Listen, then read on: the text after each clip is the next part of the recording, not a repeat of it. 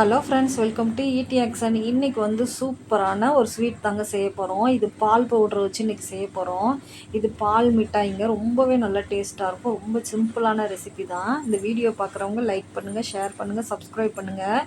இப்போ வாங்க இந்த மிட்டாய் எப்படி செய்கிறதுன்னு பார்க்கலாம்.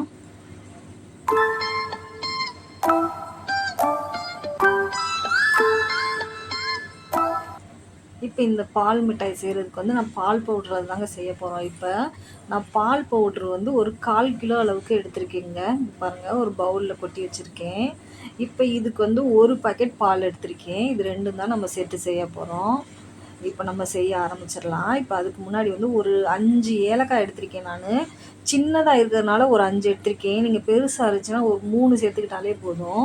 இங்கே பாருங்கள், இதை வந்து ஒரு மிக்ஸி ஜாரில் போட்டு இதுக்குள்ளே ஒரு 2 ஸ்பூன் அளவுக்கு சீனி போட்டு நல்லா அரைச்சி பவுட்ரு பண்ணி எடுத்துக்கலாங்க. இப்போ நம்ம செய்ய ஆரம்பிச்சிடலாம். இப்போ அடுப்பு ஆன் பண்ணி ஒரு பாத்திரம் வச்சுருக்கேன். இப்போ பாத்திரம் காயவும் ஒரு 2 ஸ்பூன் அளவுக்கு நெய் சேர்க்குறேங்க. இப்போ பாருங்கள், நெய் நல்லா காஞ்சிருச்சு. இப்போ வந்து பாக்கெட் பாலை நம்ம ஊற்றிடலாம். அதில் ஒரு பாக்கெட் அளவு பால் சேர்க்குறேன். ஆரஞ்சு கலர் பால் தாங்க சேர்க்குறேன். அதுதான் நல்லா நம்மளுக்கு திக்காக இருக்கும். இப்போ பாலை வந்து நல்லா மிக்ஸ் பண்ணி விடலாங்க.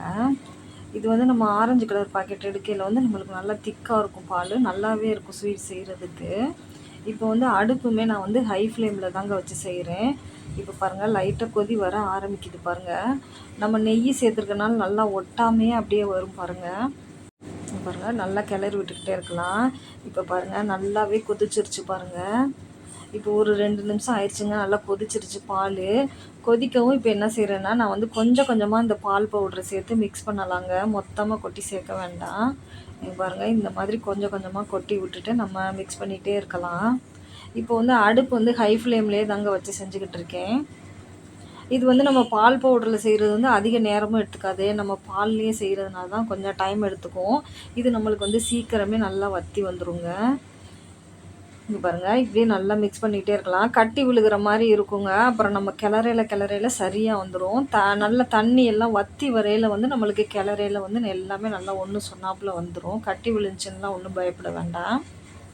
இங்கே பாருங்கள், நல்லா மிக்ஸ் ஆகிடுச்சு பாருங்கள். இங்கே பாருங்கள், தண்ணி எல்லாமே நல்லா வற்றி வந்துருச்சு. நல்லா திக்காயிடுச்சு. இந்த மாதிரி வரையில் நம்ம சர்க்கரை சேர்த்துக்கலாங்க. முன்கூட்டியே சர்க்கரை சேர்த்தோம்னா அந்த கட்டி அப்படியே இருக்கிற மாதிரியே இருக்கும். இந்த மாதிரி நம்மளுக்கு கொஞ்சம் திக்காக வரையில் சேர்க்குறது நல்லாயிருக்கும். கலருமே கொஞ்சம் நல்லா மாறி வரும் இந்த மாதிரி திக்காக வரையில். இப்போ வந்து நான் வந்து சர்க்கரை வந்து ஒரு 100 கிராம் அளவுக்கு வந்து சேர்த்துருக்கேங்க. ஒரு பாக்கெட் பால் 1/4 கிலோ பால் பவுடருக்கு 100 கிராம் அளவுக்கு சேர்த்துருக்கேன். இப்போ சர்க்கரை எல்லாமே நல்லா கரைஞ்சிருச்சு. இப்போ நான் ஏலக்காய் சொன்னேன் பார்த்திங்களா, அதை நுணுக்கி வச்சுருந்தோம். அதையும் இப்போ சேர்த்துக்கிட்டோம். சேர்த்துட்டு நல்லா கிளறுவோம். இப்போ வந்து நான் வந்து லாஸ்ட்டாக வந்து ஒரு ஸ்பூன் அளவுக்கு வந்து நெய் சேர்க்குறேங்க. அவ்வளோதாங்க. நெய்யெலாம் நான் வேறெல்லாம் எதுவுமே சேர்க்கவே இல்லை. இப்போ வந்து இது வந்து நம்ம பால் பவுடரில் மிட்டாய் மாதிரி தான் செய்கிறோம். அதனால் வந்து இது வந்து நல்லா சுருள கிண்டி எடுத்துடணுங்க. இங்கே பாருங்கள், நம்மளுக்கு கிண்டையிலே இந்த மாதிரி நுரையாக வர்ற மாதிரி இருக்கும். அது வரைக்கும் நல்லா கிண்டிடணும். நம்மளுக்கு வந்து கிண்டையில் இந்த பாத்திரத்துலேயும் ஒட்டலை பாருங்கள். ஒட்டாமல் இந்த மாதிரி வந்துடணும். அப்போ தான் நம்மளுக்கு வந்து மிட்டாய் டேஸ்ட்டு வரும். இல்லாட்டி இந்த பால்கோவா, பால் அல்வா மாதிரி வந்துடும். இது வந்து நம்மளுக்கு மிட்டாய் மாதிரி கட் பண்ணி தான் எடுக்க போகிறோம் ட்ரேயில் கொட்டி. இங்கே பாருங்கள், அவ்வளோதாங்க. இப்போ வந்து அடுப்பையுமே ஆஃப் பண்ணிட்டேன். ஆஃப் பண்ணிவிட்டு வந்து இப்போ ஃபுல் அண்ட் ஃபுல் நான் ஹை ஃப்ளேம்லேயே தான் வச்சு செஞ்சுட்டு இருந்தேன். மீடியமும் சிம்மிலேயே வைக்கலைங்க. ஹையிலே தான் வச்சு கிளறி விட்டுக்கிட்டே இருந்தேன். இப்போ வந்து அடுப்பை ஆஃப் பண்ணிவிட்டு அந்த சூட்லேயே கிளறிடணும். விட்டுட்டோம்னா லைட்டாக கருக ஆரம்பிச்சிடும்.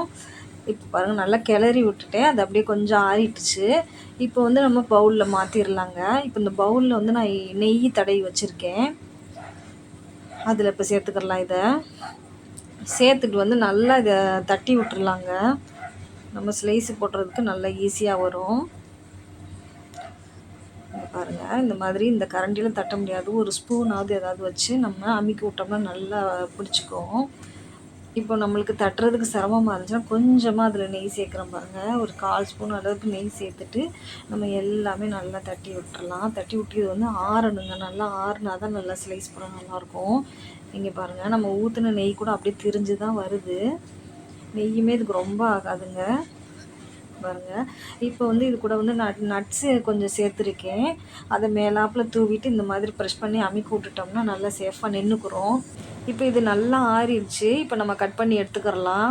இப்போ கட் பண்ணுறதுக்கு முன்னாடி இந்த கத்தியில் வந்து லைட்டாக வந்து நெய் தடவிட்டு தடவிட்டு கட் பண்ணுங்கள். ஏன்னா வந்து இது நம்ம வந்து மிட்டாய் மாதிரி செஞ்சுருக்கோம். அதனால் வந்து கொஞ்சம் அது ஸ்லைஸு போட வராது. கொஞ்சம் டைட்டாக இருக்கும். அதனால வந்து நெய் தடவி விட்டுட்டு இந்த மாதிரி போடுங்க. பொறுமையாக போட்டிங்கன்னா நல்லா ஈஸியாக வந்துருங்க. அவ்வளோதாங்க. சூப்பரான மிட்டாய் பாருங்கங்க. பாருங்க நல்லாயிருக்கும். சூப்பராக இருக்கும். நல்லா மென்று சாப்பிட்றதுக்கு சவக்கு சவக்குன்னு நல்லா இருக்குங்க. அவ்வளோதாங்க. இது இப்போ எல்லாமே நம்ம எடுத்து வச்சிடலாம். இங்கே பாருங்கள் சூப்பரான ஸ்வீட் ரெடி ஆயிடுச்சு. ஸ்வீட் அண்ட் மிட்டாய்ங்க ரொம்ப டேஸ்ட்டாக இருக்கும். இதே போல் நீங்கள் ட்ரை பண்ணுங்கள். தேங்க்யூ ஃபார் வாட்சிங்.